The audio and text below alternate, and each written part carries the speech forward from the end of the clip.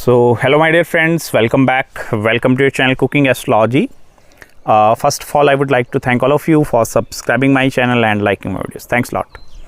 So let's continue our journey, our discussion of planets through Navamsa Chart in Vedic Astrology.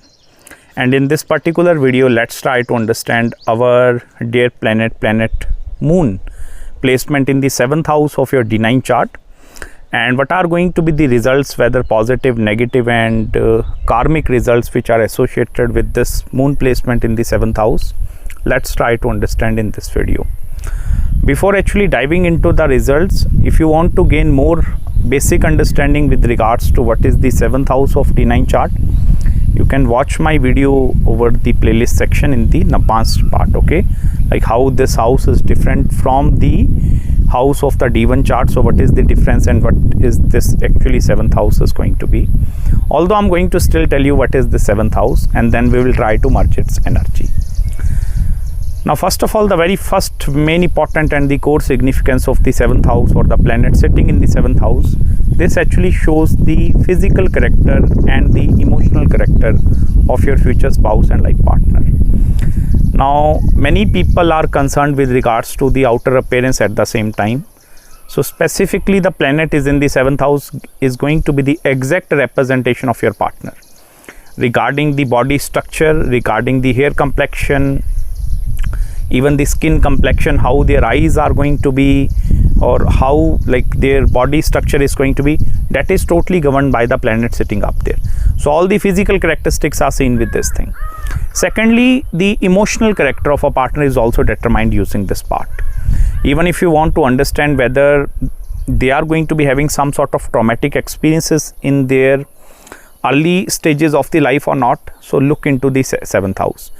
If I will tell you the planet sitting in the 7th house is getting afflicted by some malefics or even with Rahu and Ketu, it shows yes, there are going to be certain traumatic experiences associated with your partner. Overall, this also represents the complete emotional aspect, like their way of dealing with the married life aspect, that is actually determined by that part. Even the 7th house lord of the D9 chart, it's not the planet sitting up there, it's the 7th house lord of the D9 chart. Wherever it goes in the D1 or your natal birth chart, this is going to give us the direction of a marriage. So if you want to understand like whether my direction of the marriage is going to be towards which area, pay attention towards this lord in the natal chart. Now if it is going in the money and wealth houses, it means the direction is going towards attaining financial security, prosperity. If it is in the 11th house or 10th house of career, so direction is going towards career. Maybe in the 9th house, 12th house towards spirituality, long distance travel, journeys. In the 5th house, it means the direction is towards creation, creativity and children. So in that way you can easily understand or determine where the direction of marriage is going to be. That is seen through the 7th house.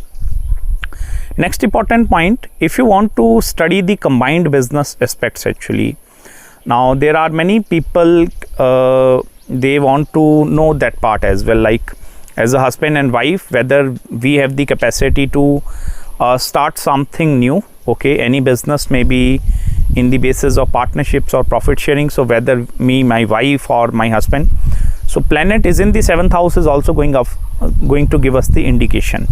Although we need to analyze both male and female charts together on the simultaneous basis to understand this part, but the planets in that house will eventually going to give the business aspect as well. So this is just like unlocking the factor. Apart from this thing, you also need to pay attention towards the 1st house of the D9 chart here, okay?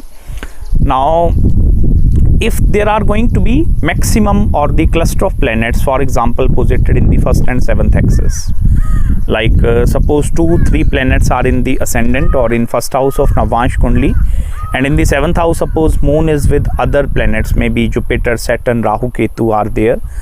So if this axis is preoccupied with other planets, it represents some sort of karmic influences in your marriage and the married life aspect, that is going to be on the much higher side actually. Because more the planets in this axis, it means more suffocation is going to be or this is just like you can understand that part, there is not going to be any sort of emptiness or hollowness up there. So because of that, more congestion which is happening up there, you are going to be left over with very little and very no choices when it comes to finding or deciding the partner with whom you are actually going to get married. Because whenever the more cluster of planets are up there, it means there are going to be very less choices. It's not like that more the planets, more the choices. It's not in the case of the D-9 chart. Now, first of all, when this moon actually enters into the 7th house, I bet you 100 out of 100 times, this is going to bless you with a very beautiful spouse, extremely beautiful person. Now, it doesn't matter whether you are a female watching this video, so your partner is going to be extremely handsome, charming, or you can call whatever it want. Because first of all, moon governs over the eyes of a person. So the eyes are going to be really extremely beautiful. Like they have the capacity to even communicate with their eyes also. So you will see that eyes are going to be extremely dominating. Apart from this thing, moon is also a very chanchal graha. Chanchal mean like it's a very like flickery kind of a planet. So moon is your man, okay? It's your mind actually. So it's going to be going into multiple and different kind of a direction. So that kind of a trait is also going to be present inside this partner. Apart from this thing, with benefics in the 7th house, there is going to be some level of insecurity that are also going to be firmly connected up there. Now it also depend over the conjunction to this planet moon, or whether there are going to be certain influences over this planet moon. It shows the kind of insecurities which your partner is going to suffer through. Many a times these insecurities might be interlinked with the financial insecurity part, okay? It may be because of their own childhood experiences. Many a times these insecurities are connected with not be able to share their emotions or open up their soft side in front of other people. So these people are going to be like to themselves not be able to communicate and share their emotions. Sometimes there are going to be many other traumatic initial childhood experiences connected with this moon placement. But I will tell you, if this moon is even with a small affliction, it shows there are going to be certain traumatic experiences going to be present inside the partner.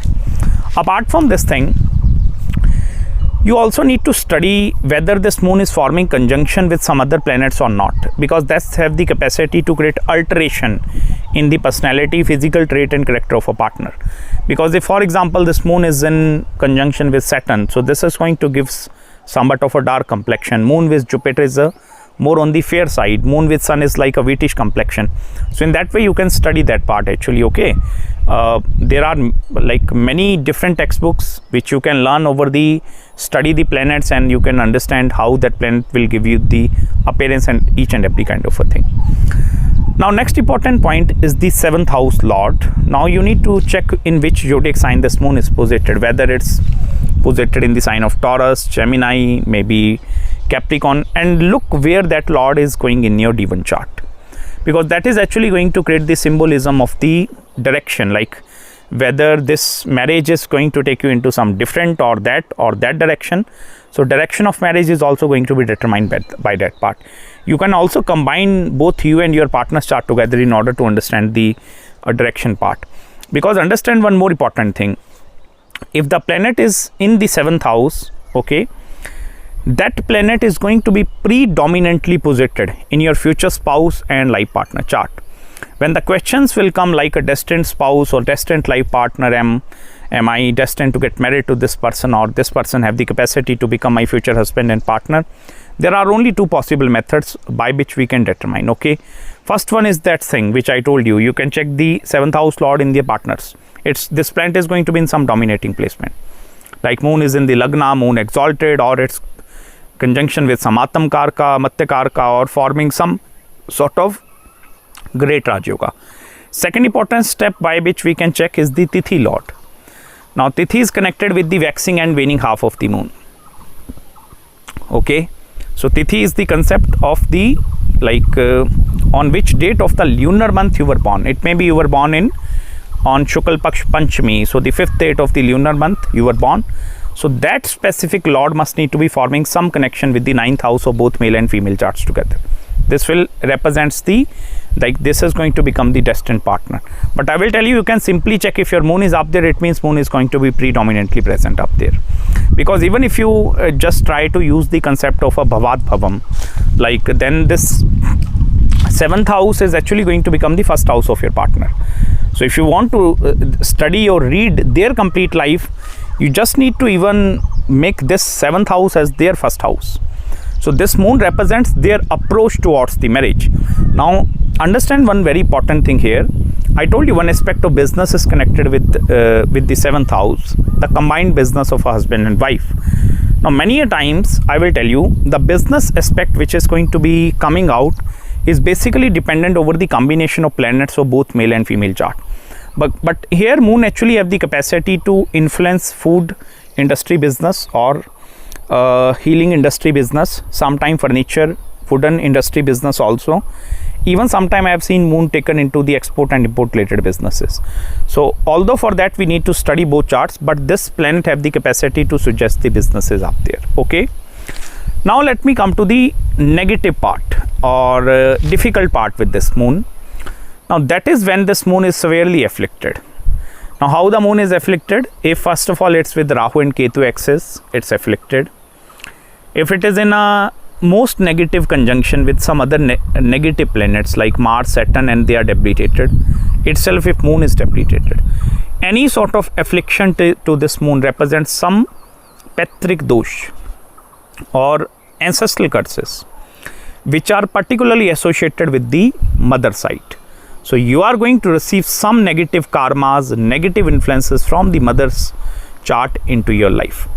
Vedic astrology is a very interconnected subject, okay? So here not only the husband and wife planetary alignments are interconnected, okay? Don't think like that only my spouse partner or my life partner chart is going to impact me. No, it's your family member's chart, your parents, your father, mother.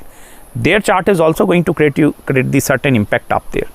Now if moon is with some malefic or if it is debilitated with Rahu and Ketu, definitely it's a Pitru dosha.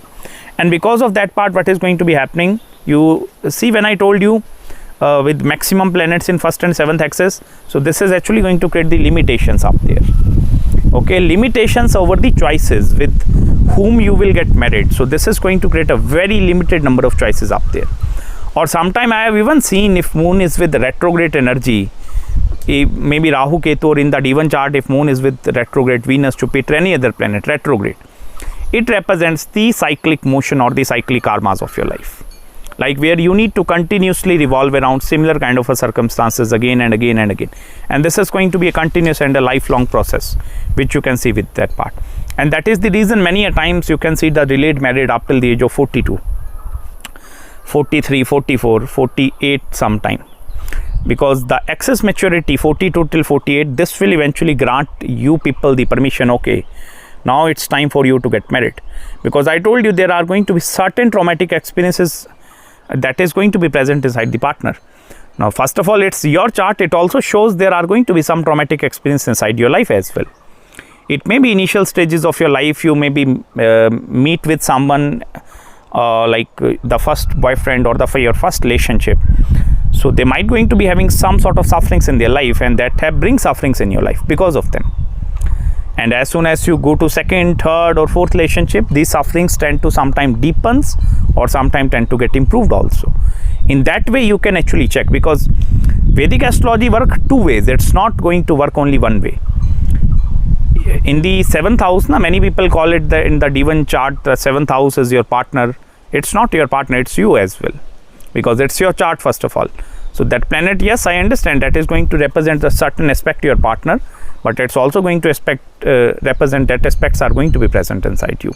The very best way to deal with this Chandra Graha, the moon placement in the 7th house, is to first of all give preference towards marrying a person outside of your community, because cultural differences are going to be acting as a savior factor in front of you. And secondly, it's much better for you to look a mature person, highly mature.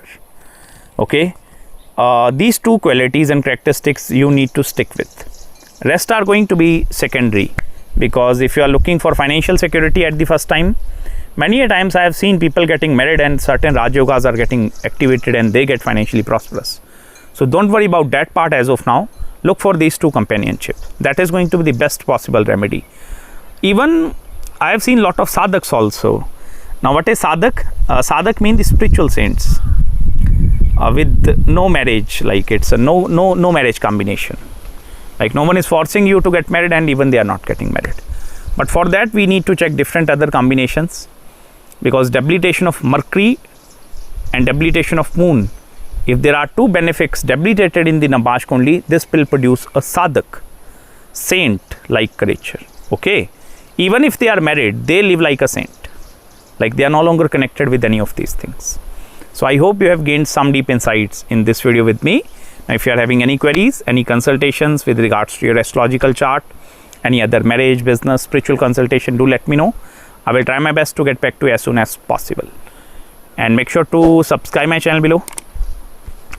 Hit the like button if you really enjoyed this video, and follow me on Instagram. And I'm going to meet you very soon in the next video. Till then, bye bye and Hare Krishna.